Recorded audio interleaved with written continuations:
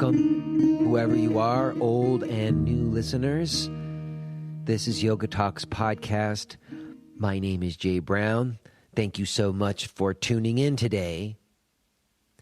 For those of you who are returning, I'm not going to give a full report of how I'm doing today, as I often like to do in an intro to these podcasts. I decided not to do that for two reasons. One, kind of a big-time guest today, David Lipsius from the Yoga Alliance is here, and usually that means there's going to be a bunch of people who've not listened to the podcast before who are tuning in, and I want to avoid the usual string of comments and emails I get about how they wanted to hear the interview and they wish that I would have shut up in the intro. So I'm making a choice to preemptively avoid that, but also, frankly, there's not a lot to report. It was definitely a better week this week than last week. Things settled down some, which was nice. I did stay true to my directive and find some more analog time with my family, which was very nice. So, not a lot to report, and it's okay. We're going to get more directly to the talk today, and we can come back to the ongoing sagas later. But before we listen to the talk, I do feel like I want to set the stage for it a little bit, because this talk for me is different than the other talks that I've been sharing with you of late. For one very important reason, which is that in this instance, I felt this pressure on me, and maybe I was just putting it on myself, but anytime I feel like I'm supposed to be like a journalist, like I'm supposed to be reporting on something, I start to feel really uncomfortable. I'm not trained as a journalist. I don't enter into these talks with that kind of mindset. Like last week, I talked with Michelle Ryan, and I remember talking with her. I was just like sitting in my office, having a phone conversation with a fellow teacher, talking shop, It was fun, and it didn't feel like I was a journalist reporting on stuff, But in this instance, it's a very different scenario. Andrew Tanner, who's like a PR person for the Yoga Alliance, he and I are friends. He's been on the podcast a couple of times. You can go back and listen to those. He reached out to me. He asked me if I would like to have David on the podcast. I said, of course, I'd like to have an opportunity to talk to the new president of the Yoga Alliance. And we set it up, and he came into New York, and I went to his hotel room. And some of you may remember from a few weeks back, I mentioned it, that the day this was recorded was a pretty crazy day for me. It was the third day of 3 that I was solo parenting. My wife was out of town. I was really frazzled. Earlier in the day, I put my kids in front of the TV and turned a movie on so that I could record a podcast with Nishila Devi, which is totally awesome, and I'm going to play it for you next week. You should totally listen to it. So I talked with Nishila Devi for a while, and pretty much right when I was done, I had to turn the TV off, get them together and into the car, drive to Brooklyn and dump them off at the babysitter's, park the car, jump on the subway to get to Midtown, and I got there just in time to knock on the hotel room door. David Lipsius opens the door. I've never met the guy before. I come in. We sit down on the couch. Within, I'd say, 2 to 3 minutes, I've got my little recording gig set up. I hit the record button, and boom, here you go. That's what you're going to hear today. I did not give David any questions beforehand. He had no idea what we were going to talk about necessarily before we start. Frankly, I didn't really have a clear idea. I was so crazy in the days leading up, I didn't really get to prep as much as I would have liked. I had a couple of notes, but I went in there pretty cold. So you're going to hear me kind of getting my bearings some. But ultimately, I'm pretty happy with the way it went. It's an honest conversation. I don't think I got to everything that I'm sure some of you are listening would like to have heard us talk about, but I feel like we covered a lot. I do spend a fair amount of time just kind of getting his story. I wanted to hear about him, sort of see if I could get a sense of where his motivations come or where his background and experience would be coloring the decisions that he would be making, and I think that was a valuable part of this talk. But we do get there. We get to the pressing matters of the organization, and more specifically, what's going to happen going forward. What kind of changes, and how are those changes going to come about? So I know it's a very loaded topic. I know we all come into it with a lot of baggage. I did my darndest to go into this conversation setting my baggage with the Yoga Alliance aside. I'm going to ask you to listen to the conversation, listen all the way through, and then after it's done, then go ahead. Speak your minds, my friends. You can email me. You can email the Yoga Alliance. Let's talk it out. That's the whole reason for doing this. So there you go. Before we listen to it, though, let me mention some of my stuff. I've got some gigs coming up. I am going to be in Finland, August 23rd through 30th. And they did arrange it so that you can come just one day. It's like an intensive, but you can come to just one day. August 23rd through the 30th, I'll be in Finland. I am also going to be at the Yogi Underground in Falls Church, Virginia. This is my third time there. Some of you listening, I remember, came to the last gig there. That's going to be on September 10th. And you know what? Christina Kuhn, the owner of the Yogi Underground, has been on the podcast a couple of times. And she kind of moved as well. I'm not really sure how long the Yogi Underground is going to continue to be there. I think she's got it there through this year, but I'm going to be there on September 10th. So if you're in the Falls Church, Virginia area, you might come check me out there. I'm also going to be in Japan September 27th through October 9th. And I am also going to be in Tarrytown, New York on Sunday, November 5th. All of those dates, along with the archives of this podcast, my blog, and my online yoga video offerings can be found at jbrownyoga.com.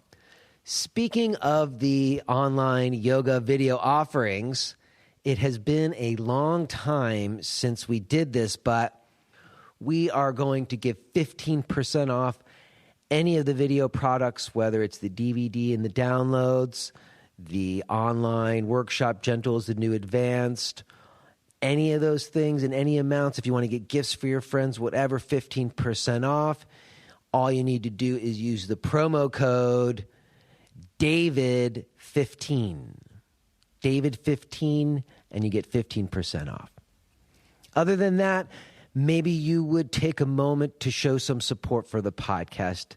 You could go to iTunes and write a review and give us some stars. You could go to a blog or podcast page and make a direct donation. We would sure appreciate it if you did that. Other than that, like I said, let's just get to it today. Let's go to Midtown Manhattan and sit down with the new president of the Yoga Alliance, David Lipsius.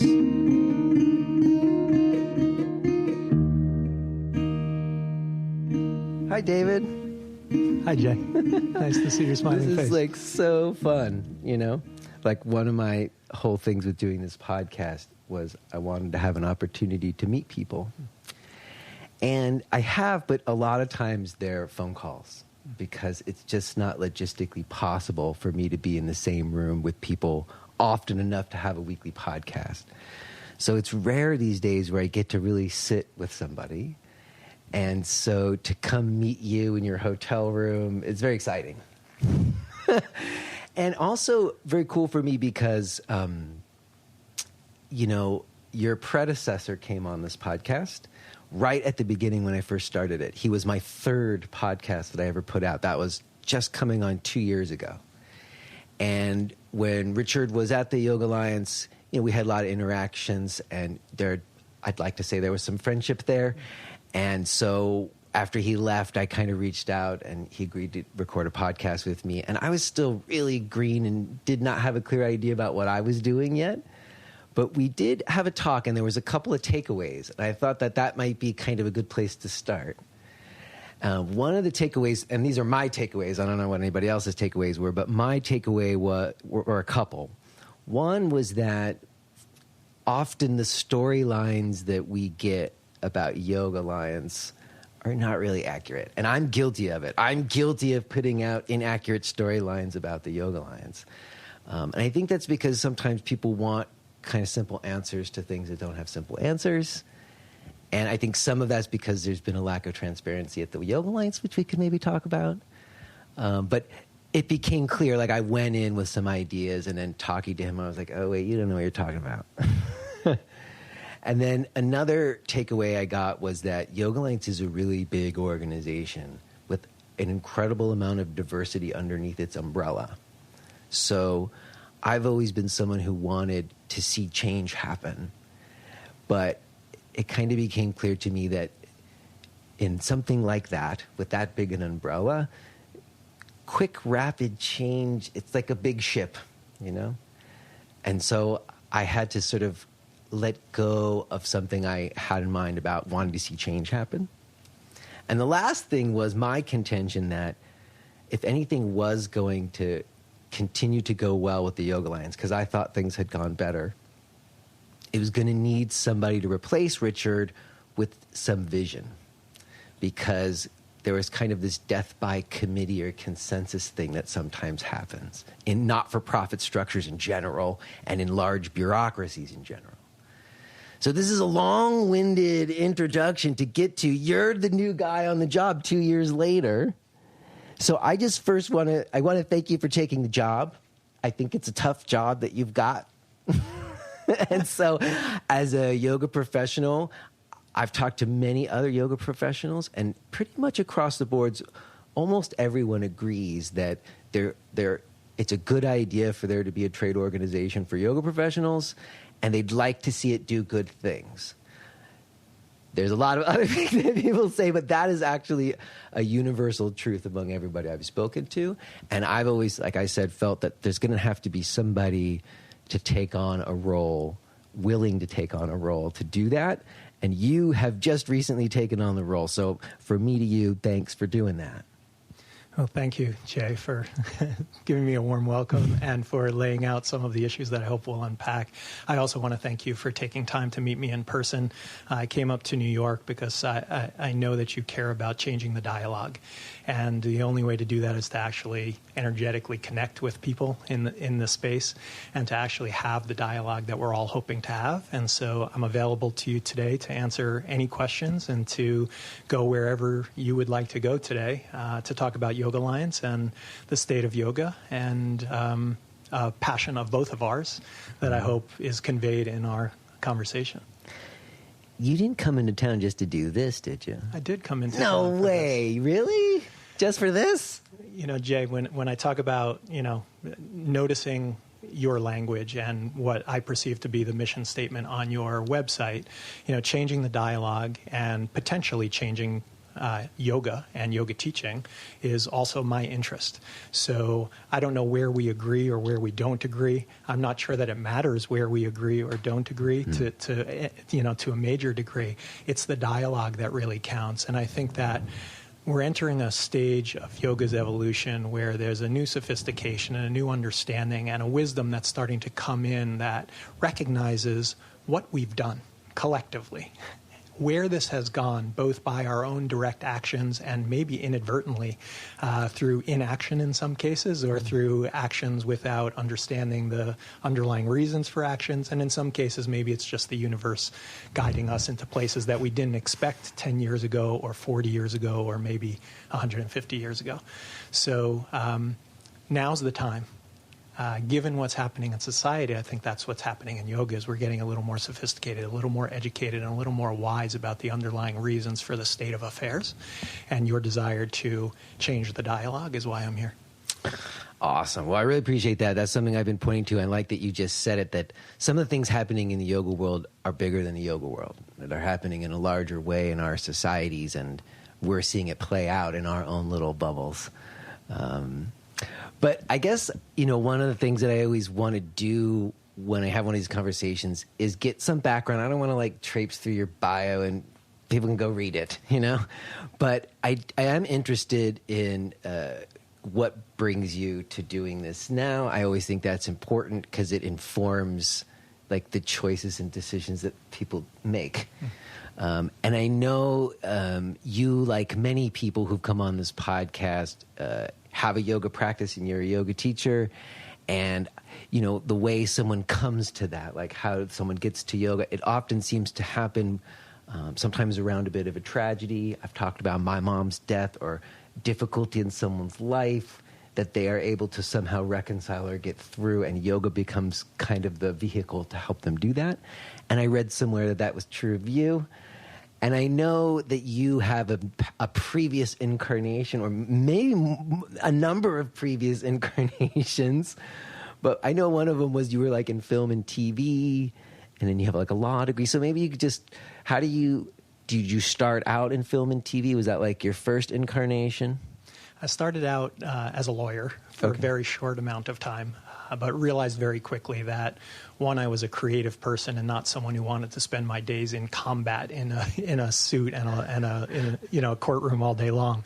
So after a brief flirtation after law school in the law, I decided to actually follow my creative pursuits and the thing that was really in my heart. And I moved back to New York City, joined the NBC Page program, which was the only way I knew how to get into the television industry at the time, and basically. What's a page do? Like you guys get coffee and stuff? Is that what that is? Pretty much, yeah. Although it's a lot more than that. Okay, I'm sorry. I didn't mean to belittle the position. I don't know the industry that well. I didn't mean to. Well, if anyone's ever watched the show 30 Rock, they're familiar with Kenneth the Page. Oh, okay, that's right. I'm not a big fan of that show, but I've watched an episode, so now I know what you're talking about. Yeah. Well, I mean, I think the thing I'd like to convey in that sense is. I was willing to follow a passion, which I think is true of many yoga teachers, and kind of go against the grain. And what I did was I found an entry-level job to get into the television industry, and then worked my way up to the best of my ability, and had a 16-year career, across the street here at Rockefeller Center, which I loved. It's not a big leap from that experience to what I'm doing now at Yoga Alliance, in the sense that there's a common thread that I think a lot of people don't necessarily see at first blush, which is I spent my television career supporting talent. I was not in front of the cameras. I was not somebody who was, garnering the attention. I was somebody whose explicit job was to make the people in front of the camera look good and to allow them to send their message, either as journalists or as entertainers, both sides of the gamut in news and entertainment, but to support them and help them express their own creativity and their own brilliance in the ways that they wanted to do it. In a lot of ways, I feel like that's exactly what I did at Kripalu. I helped steer a platform where the great wisdom holders were able to come and share their gifts with others. And here at Yoga Alliance, I think part of the shift that I hope to make is to begin to value, in a way that hasn't been done before, the teachers and the schools that are helping society. And in that way, there's sort of a very common theme in my career that is very consistent for me, but may not be apparent when you sort of look at it, marks on a timeline. I understand that. And I want to get to what you said about supporting teachers, but I'm curious, like, you start out as a page, but you don't end as a page. So what was, and you described your job as, making people look good. How do you get from being a page to, like, you worked your way up? So how does that go? What's the progression of that? Yeah. Well, the short answer is a lot of hard work in the television business. Yeah. It's not easy. And 80, 90, 100-hour weeks are not uncommon for the folks that work in that industry. Yeah. What I did basically was I was willing to, put on that uniform with the name tag and give tours around 30 Rock as a page. But that page program is amazing because it gives you opportunities after you've put in your dues as a tour guide to go into different departments and to learn the business from the ground up. And so within my second week, I was, working as a tour guide during the day and then volunteering for a creative department in entertainment at night. And some very, very generous people took me under their wing and taught me everything I needed to know at the time to be first a production assistant. And from there, I worked my way up to be a producer and a director, and then ultimately worked into other titles. what's always interesting to me when I reflect back is there were sort of two elements that I think are important. And I think it relates to yoga too, and the potential future of yoga. That's kind of where I'm going, is like the way someone comes about to have a, I don't want to say career or livelihood as a yoga teacher seems in a similar manner. It's like built up over time or grown like a garden or something. I think that's underappreciated in the yoga world and in the world at large, where, now I think instant results are sort of what is expected. But certainly in my day and the way I was brought up is we need to earn things. And the way you earn the wisdom and the technical skills and the capacity to lead is through trial and error, but a lot of hard work. Hopefully with some mentors and guides along, which I think is a really important piece of the puzzle. You said somebody took you under their wing and showed you a thing or two. I don't see how anyone gets good at anything nowadays without some skillful mentorship. And it goes beyond that. There has to be the real relationship, the trust relationship that's built over time. I call it seasoning. And in a lot of ways, like a pot seasoning, right? That's right. Yeah. That's right. Spices. I mean, there's over time, and then it gets to that right place. That's right. Yeah. And I think yoga teaches us the same things from my perspective, at least my yoga teachers did, which is that the results are not going to come from shortcuts. They're not going to come from trying to jump ahead of where you are and what your capacity is, that mistakes are part of the process, that having people to help you, catch you, support you, move you forward and drive you in some ways to places that you may not be comfortable with, safely, hopefully, are all essential parts to that seasoning process. And I have always adopted for myself as a worker, as a person, as a human being, that nothing worthwhile is going to be easy, and the amount of effort I put into it will directly relate to my capacity to have, hopefully, the desired results and success that we would hope, but that there are a lot of other factors at play other than my hard work, and a little acknowledgement of who helped get us here, and a lot of humility about what we don't know are actually the real keys to getting where we want to go. Mm-hmm. All right, so, there are a lot of similarities between building yourself through a career or whatever in TV and film and yoga, but there's a lot of differences too, I'm sure, from what I know, entertainment industry. And so you did decide to leave that incarnation, and I'm curious why, because you worked your way, after all that time, you worked your way all the way up there, and you weren't a page anymore. What was your title at the end of it? Vice President of Creative Services. Vice President? That's one to president, right? So why did you bail? Well, why not bail? Why did you choose to go in a different direction? Yeah, I definitely don't think I bailed. I know, that was just a flip thing in my mouth. I rescind that, but you made a choice to go in a different direction, and I'm curious what prompted that. I did, and I was very lucky because I was, successful from my own measure in my career, and was happily marching forward, with good contracts and all of these good things that were happening. But something else had sort of taken hold of me in that later time period at NBC, which was that I had discovered yoga, and I had progressively gone deeper and deeper to the point where, really all of my vacations were going out to my yoga school and studying. All right, well, how did that happen? How did you get to your first yoga class? Yeah. 1999, I'd been sort of intellectually studying Tibetan Buddhism for several years, since law school, which I graduated in, just for a timeline for my own sake, about 1993 I graduated law school, and had been reading about Tibetan Buddhism and had a very strong inclination, but I was struggling with the practice. So I decided to go to Nepal for a month, and took a leave of absence from NBC and went to Nepal and basically hung around the monasteries there. And it was there that I first saw yoga postures. And what occurred to me at the time was that a lot of my struggle in trying to meditate was because I was living a lifestyle and had a mindset that was counterproductive.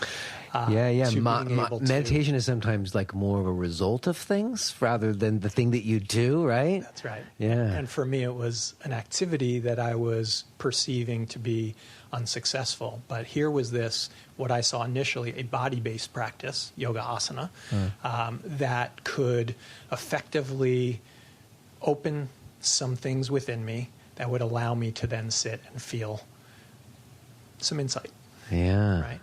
And so that was my first introduction. And that's very different than making other people look good. Right? Well, you know, I think what I've learned over the years is that there's different levels of service. There's the practical service that I think I certainly was able to do in a lot of ways, which is, okay, here's a journalist trying to convey a story, and my job is to promote that, or to promote them and allow them to have a bigger audience so that important story gets heard, and it needs to be heard. And there was pride in that and satisfaction in that. But I think the deeper state is understanding, well, if I can do my responsibility better, if I can actually get my system working in a better way, right, then I can serve others better. And that was not clear to me at the time, right? I mean, it wasn't totally clear what I was doing with my yoga practice, but in hindsight, I can see how the sequential steps were beginning to say, wait, you've got your own stuff to work out, and it's interfering with your ability to do your job well. It's interfering with your relationships. It's interfering with your ability to successfully deliver the life that you hope to deliver for yourself and for those around you. And so I did the inquiry, or began the inquiry, that was, well, let me start getting my own house in order. And yoga provided the pathway to start that process, and continues to today. Yeah, I guess your ability to help others is contingent on your ability to first serve yourself, right? I think, I've spoken to many, many yoga teachers in my time, and I think there is a common theme that the energetic output can sometimes be out of balance with the desired return, and that sometimes the output has emptied teachers to a degree that the real meaning in the teaching can be lost, and the real relationships can be lost. And we see that practically in teacher burnout. We see that practically in a lot of great teachers who develop a following and open up yoga studios, and then they realize that, wow, now I'm spending all of my energy cleaning toilets. You're not teaching, you're doing a whole bunch of other stuff. That's right. Yeah. But there's something very real and tangible to me in that, as someone who used to work and still works pretty intense hours. There's something about ensuring that one's own house is ordered, but not selfishly, for the higher purpose of ensuring that we can serve others better. And finding that balance of what's selfish, what's selfless, what's enough for me, and where can I serve better. I think that's a big piece for me of the ongoing inquiry in yoga is, how much of this is a selfish pursuit?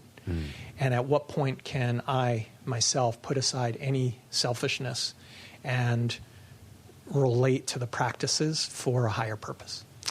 I appreciate that. I've always felt like it's kind of both. Like there's a selfishness to me taking care of myself, in a sense, putting myself first in some regard in that way. But at the same time, that is so that I can do work that I feel is being of use to others.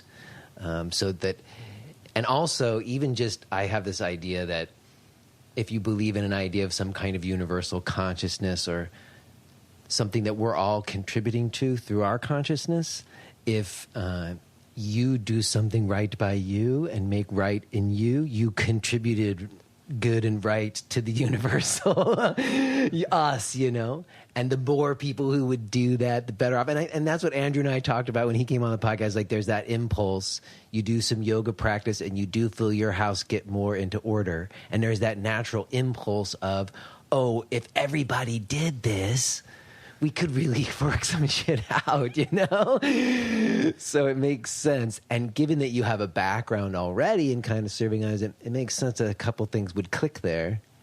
It certainly has, and making the transition from that a television lifestyle to a yoga lifestyle, or serving yogis in another way, is not a far leap in my mind. I think for outsiders, there's sort of like how do you go from NBC to Kripalu, and the answer is, well, I didn't try.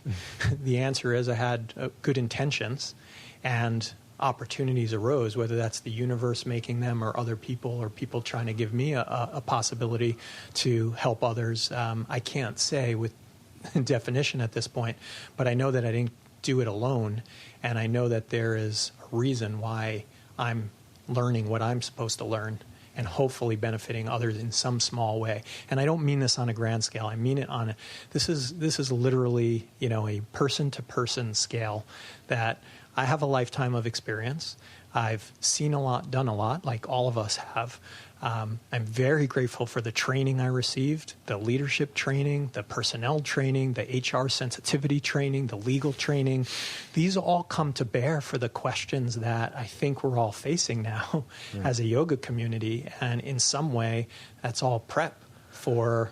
Well, they certainly come to bear if you're going to try to run the Yoga Alliance, for sure. Now, so you spend this month in Nepal, and then you come back...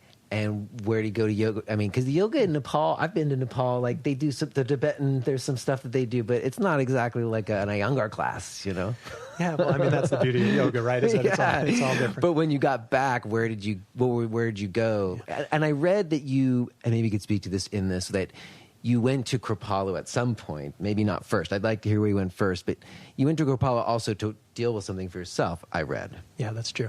So I poked around New York City. I from 99 to 2011, before I left NBC, I was, here in and around New York City working and taking yoga classes and mostly practicing on my own.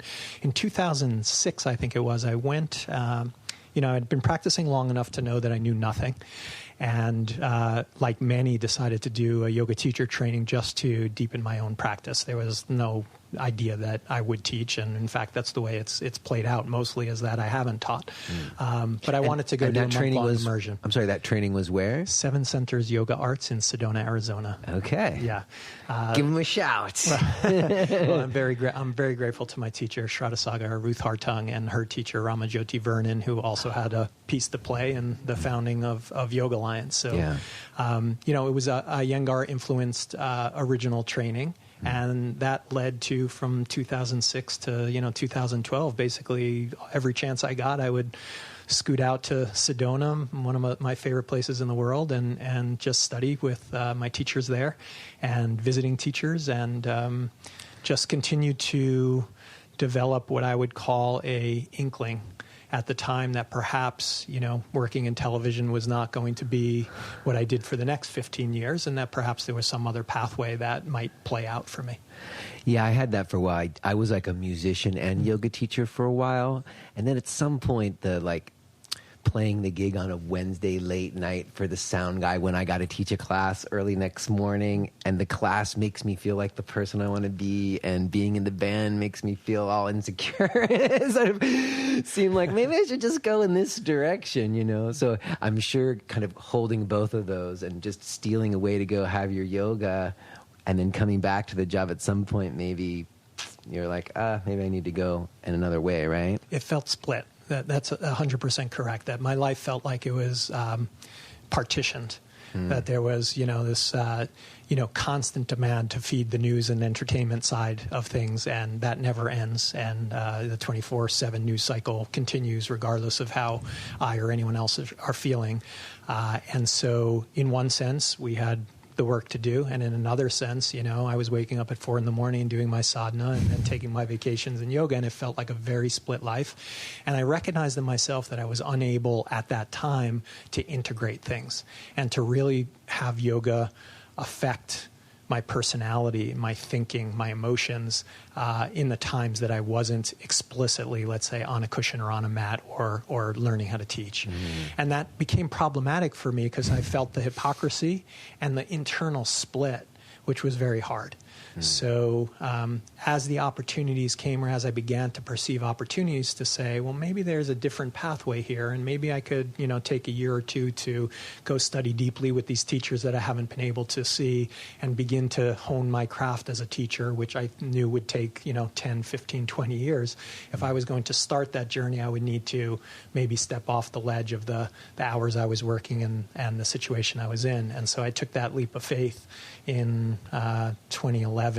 And so you left the TV gig before you took any position at Kripalu. There was a time in between there. That's correct. Yeah, I had a whole, I had my visa for India and all of the traditional yoga teacher, seeking of I'm going to go to this training with this teacher and I'm going to go spend these months in India. And, you went on some walkabout. Yeah, walkabout for, and I thought, I'll go do this walkabout for a year or two and see if I can resolve that split and find my own, inner healing and merging, integration.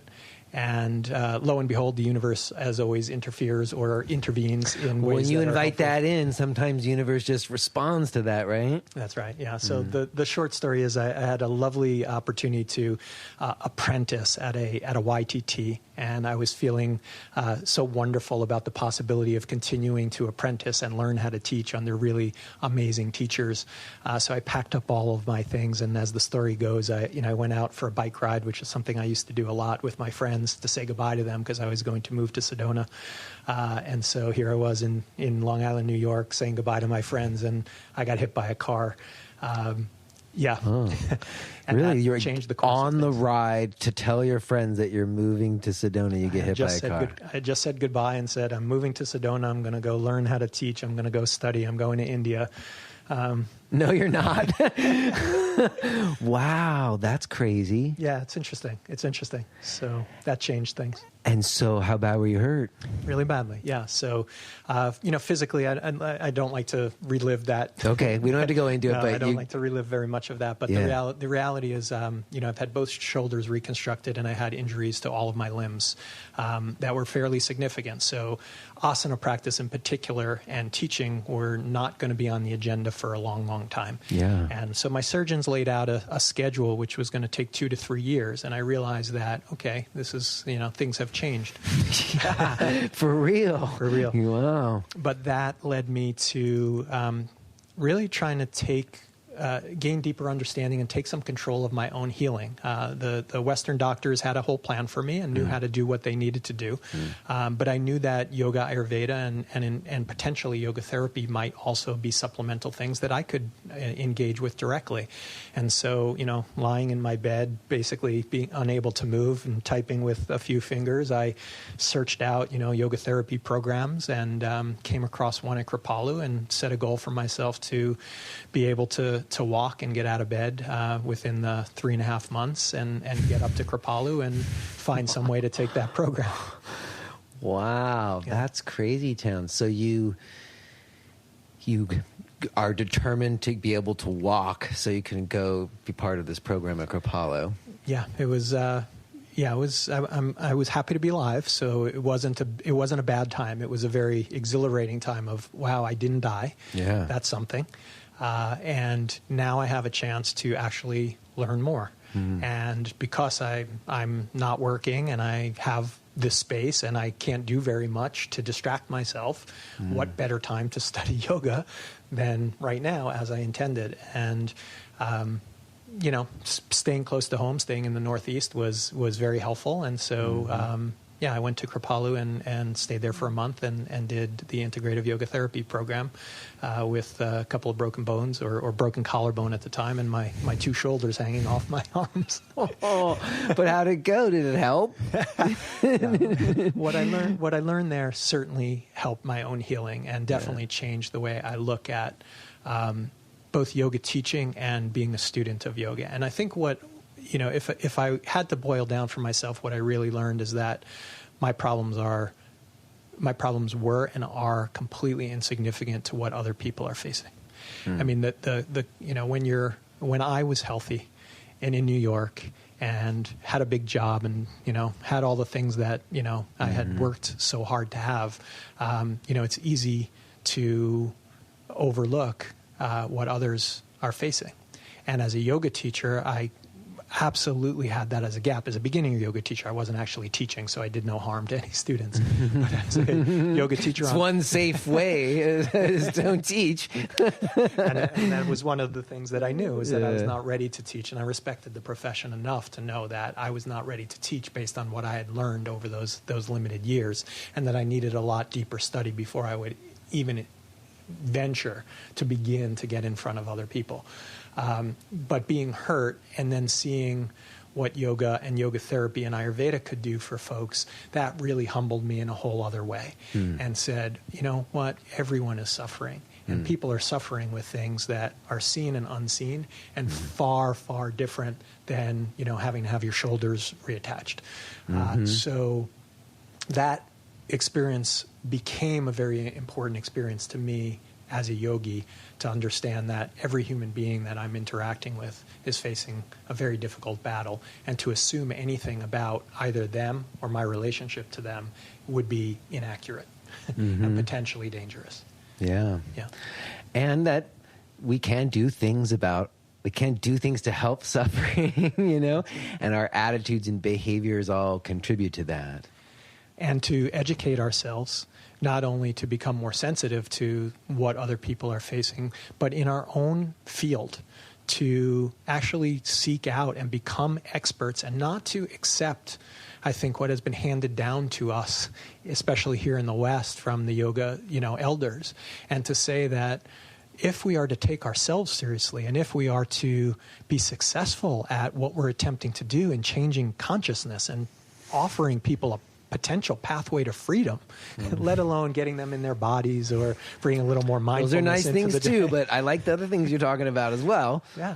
Then we have to, I believe, for myself, I had to take greater responsibility for my own responsibility and begin to become more expert, just as I had attempted to do, you know, in the television industry, is how do I get better at this? And what don't I know? And what do I still need to learn? And where are my shortcomings and my failures? And what can I learn from the other people around me? And what ways of being are they exhibiting that are actually better or more advanced or more enlightened than what I'm exhibiting? And in that inquiry, I think, you know, I'm most interested in exploring that on behalf of yogis and with yogis to say, well, what's the next level here? What would we need to do to really understand the power that yoga has inherently? And what is our responsibility when handling that power, that inherent power? Wow. Well, okay, things are getting real clear because, you know, you had this other gig, you have this thing happen, and then you go to Kripalu and you have that in contrast to your Western doctors, and you get to see how much yoga brings to it. And then at some point, you take on a leadership role at Kripalu, which makes sense. It's like, oh, I'm going to use all that stuff that you talked about, that HR training and that other stuff, but I'm going to do it here at this place that does this kind of work, not necessarily make TV, but facilitate yoga. And lots of other stuff. There's lots of stuff that goes on at Kripalu. That's exactly right. So how does that happen? How do you go from doing a yoga therapy training at Kripalu to kind of taking a leadership role there?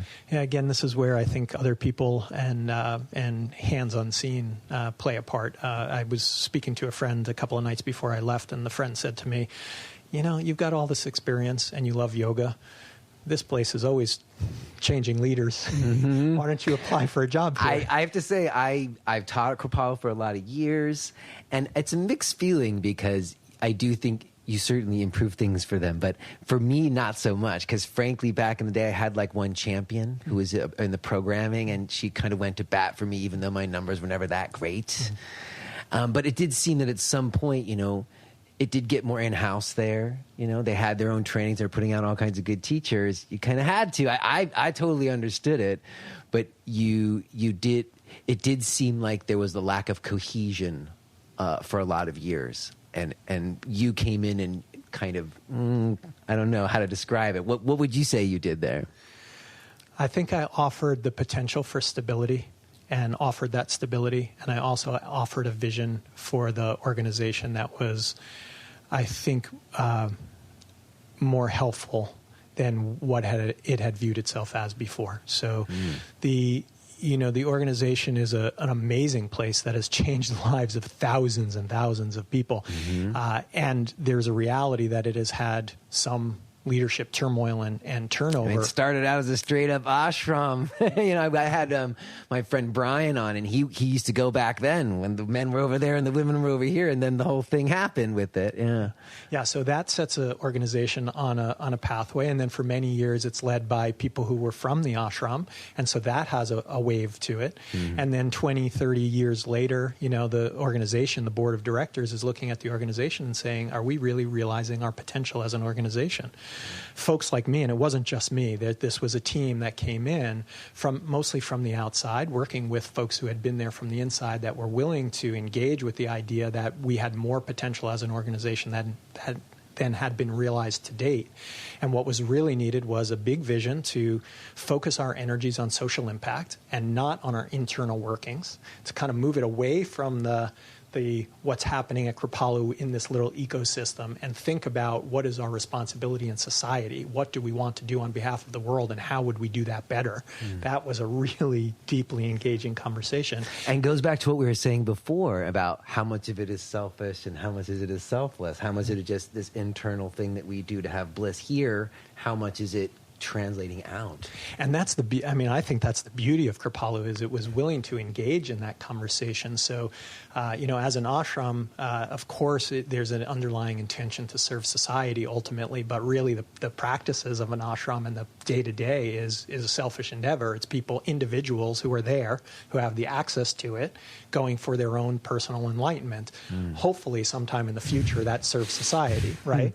But, yes, like I said, that might be contributing to the universal consciousness. You could make the case. And I think that was true to some degree in the places that were in integrity, and there were places that weren't in integrity in the ashram, of course, and that's public knowledge. And why it came tumbling down. That's right, and rightfully so. Yeah. But then, inertia can keep going. And if one is of that, then it can continue to be of that feeling that this is about the people who have access to this one place. And so the entire existence or experience of an organization can revolve around its own experience. And I think that's what a bunch of us outsiders began to see and say, wait a second, it's not about the folks who work here necessarily. It's not about your enlightenment. It's about serving society. And if we make that fundamental shift towards service and think about the social impact, we will be able to exponentially increase the social impact and be more effective at it. And that idea, that germ of that idea that started, when we all arrived, actually became manifest in the years that I was leading, based on all of the hard work of all of the good people that were willing to engage in that transformation and turn it to a selfless organization. Well, like I said, I saw that turnaround, and I mean, it's mixed. You could debate pros and cons to that, but I think overall what you said in terms of something more stable, the realities of our market economies and stuff, some of those are trade-offs that I think are of a greater value, and I appreciate that. And so at some point, though, you did kind of accomplish that, and then you decided to leave Kripalu. There was a space between there and coming to the Yoga Alliance? There was. Yeah. Yes. Another, so the sabbatical that I didn't get, the study sabbatical that I didn't get 6 or 7 years ago, I decided to take after we had brought Kripalu to a good place, and it was really rippling out in society and quite stable at the time and doing good work. And I felt that we had really set it on a great course for the next 20 years. I thought, okay, 5 winters in the Berkshires is enough. And you still had stuff. You still had some stuff, right? We all got stuff. We all got stuff. I share my stuff on the podcast. Yes, we all got stuff. Yeah. So you make decisions, like you've made decisions about your studio. I was looking at a multi-year contract extension and had to dig deep and say, okay, is this the place that I serve?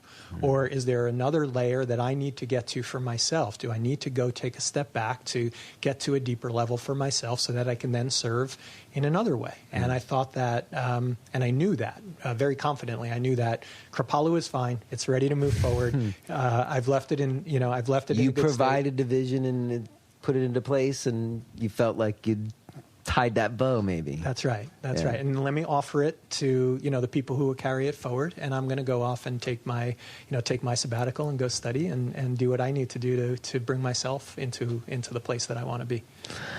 Okay, well, I don't know who headhunted you over at the Yoga Alliance, but somebody really did their job. Or like, how does that happen? How do you end up getting this gig at the Yoga Alliance now? Let's get to the Yoga Alliance finally. Yeah, thank you. Yeah, I can't really speak for their end, but I think a lot of people in the yoga community, or I've heard a lot of people in the yoga community, noticed what had happened at Kripalu and had some questions and were curious about how we had shifted things. And I think what most resonated with Yoga Alliance and a lot of other folks in the community that reached out to me was, this is really interesting to think about social impact as the primary driver and primary outcome of yoga, because in a lot of ways we have been talking about and teaching and selling, in some cases, a different thing. Mm-hmm. We have been really focused on individual enlightenment. And a lot of other traditions and modalities have sort of entered into the yoga space, and it wasn't totally clear where we were all going with this. And somehow it resonated, I believe, with Yoga Alliance and others that ultimately what we have a social responsibility to do is to use the yoga practices for good in our communities and in our society, and to maybe put aside some of the individualistic aspects that have taken over in some corners, not all, of course, but in some corners, and begin to think about, now that we've all been given this gift, and now that we've been working this gift, practicing with this gift, playing with this gift, experimenting with this gift, at least for 40 or 50 years here in the West, what do we do with it now, and where do we go with it? And so Yoga Alliance was looking for someone who would have a vision for social impact, and someone who also understood how to serve trade member associations, members, and someone who knew how to played similar games before. I hope so. And served constituents that had similar needs and were facing similar problems and challenges that perhaps some of my experience and the experience of the people that I bring in and the ones that are already at Yoga Alliance can actually serve if we're more focused about how we want to do things. Well, I think you're right. I think we're at an incredibly pivotal time. And just to put it in specific, like, yoga industry terms, a lot of those guru figures and hierarchical traditions, some of those have passed, and there's been all kinds of the scandals over many years, and now the conversations are really changing. And I talk about that on the podcast all the time. Something I'm really interested in, and I know that you're interested in. So I think we should get to the Yoga Alliance now. And I know there's some people already listening who are like, oh, he's blowing smoke up his ass the whole time. And I'm not. I wanted to learn about you and understand. And as I said, I think it's really clear now why you're the guy. And I'm, again, reiterate my thanks to you for taking it on, because I do think it's a pivotal point, and I do think that Yoga Alliance is in a position to play a role. So I guess one of the biggest criticisms that has always been leveled on Yoga Alliance, and I don't disagree entirely, is the kind of a lack of transparency. And Andrew has admitted that as much to me as well. I know in the old days it was real bad. It definitely got better. I personally did not register for a lot of years, even though I was doing trainings. When Richard came on, I did, as a gesture of support, frankly. Wanted to give the organization a chance. And I think that I did see a big improvement just in like one modicum of accountability, whereas in the past, the center owner didn't even have to sign off on the training certificate. At least now you have to sign off on it. So there was some layers that got added that I thought were really positive. But I'm also just wondering how things are going to change in terms of the membership involvement, because I think that originally it was just this registry, and then they started the second one so they could actually give benefits to the membership, to make it more of a membership organization, actually. And I guess I'm wondering how are we going to open it up? Because not-for-profit organizations, some of them, membership votes the board. Like, it's not democratic as it is now.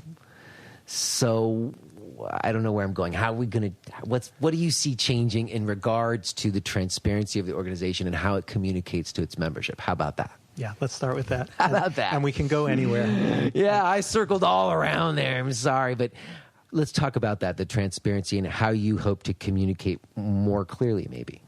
Yeah, well, this is, one effort to do that, and I'll continue to make as many efforts as necessary to communicate in a way that brings clarity. And so let me, what I have seen as a yoga teacher who has been registered with Yoga Alliance over the years is a attempt at transparency and communication, but as a former marketing professional, I see the room for improvement. And that's true in all entities and in all organizations. So I also want to be rightfully and respectfully kind to the people before, because they were working with different scenarios than I'm working with. So I tend to be someone who likes to learn from the past, but I don't want to dwell on it and I don't want to own it. Like, whatever has happened at Yoga Alliance in the past before my coming, that exists. I want to acknowledge it. I want to hear it, and I have been hearing it. I'm sure you have.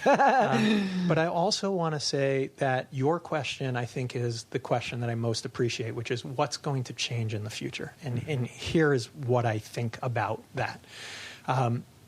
Yoga Alliance has not done a particularly great job at explaining its basic structure to the registrants and the members. And that alone causes probably half of our self-imposed conflict. Richard and I talked about the same thing. And I what I say to you is I watched Richard get up in front of a room full of people and explain it, and it still went right over. It didn't, people want it to be something that it's not. So is it helpful to do that now, or should we let people read on the website and move forward? Well, we could do it. I think the people who listen to the podcast might know. I guess let's be clear about it, though. Go ahead. We're going to go ahead and let you do the script on what it being a registry or not. Go ahead, give us it. I think you'll find that I'm wholly unscripted. I know, but I feel I have a thing of trying to keep us off script, but I'm giving you a pass. I'm saying, go ahead, give us the script right now on the structure of the organization. And ladies and gentlemen, he's just disclosed his interviewing technique to everybody. I tend to do that. It makes me feel better. And that's okay. As I said, I'll go where you want to go, and I'm not going to, I'm not thrown. You can bring us wherever you want to bring us. The long and short of it is this: there are two organizations. There's the Yoga Alliance Registry and there's the Yoga Alliance. The Yoga Alliance Registry is a C3 not-for-profit. That is a public charity. Its sole purpose is to serve the public. And that is where yoga teachers and yoga schools voluntarily register so that the public can find them. It's actually a very simple, in a lot of ways, it's a very simple activity on behalf of the public. The public can see who's registered. That's right. That was its original purpose. That is the founding principle of Yoga Alliance in a lot of ways. It's of course the original phrase was unity in yoga, and that was to bring all the lineages together, which is still a big part of our priority under my administration. But in essence, what we have been doing and what has been vastly misunderstood is that the core activity was to benefit the public. What occurred in the time that was created until today is that yoga has exploded. And the number of teachers and schools has significantly grown. And the number of options out there has significantly expanded.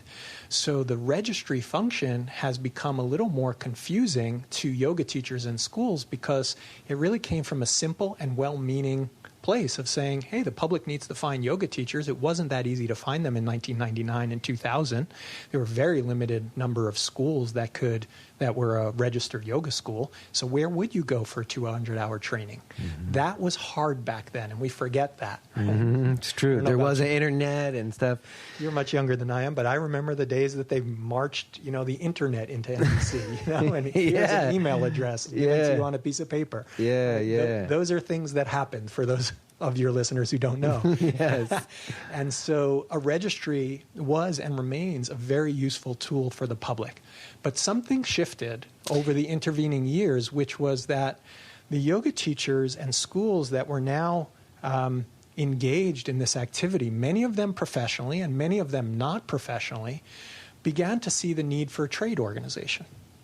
But that wasn't being fulfilled by a registry that was geared towards serving the public. Well, maybe, when you describe it as such, that makes perfect sense. But because part of what you were registering had to do with this 200 hours, that's where the confusion comes in. It's different to say, I'm registering myself as a professional yoga teacher, to saying I'm registering myself as a professional yoga teacher who's had this particular training or this many hours or whatever.